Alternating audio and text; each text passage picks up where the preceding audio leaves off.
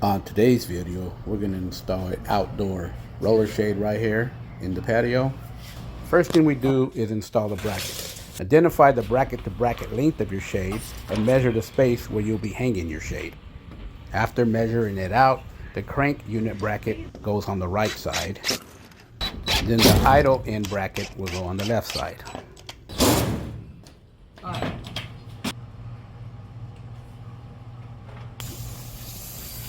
Now we're going to get the exact measurement of our shade. 21 and a half. Okay.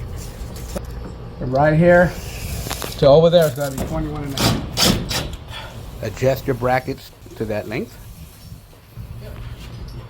Now let's go ahead and hang the shade. First we're going to do the right side.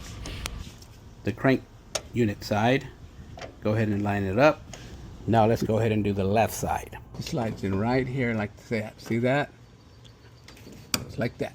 There you go there. We got it. Crooked. This. Now let's go ahead and install the wand right here on the right side where our eye hole is. And let's go ahead and crank this baby down. Right here in our patio, towards the late evening, we get a lot of sun.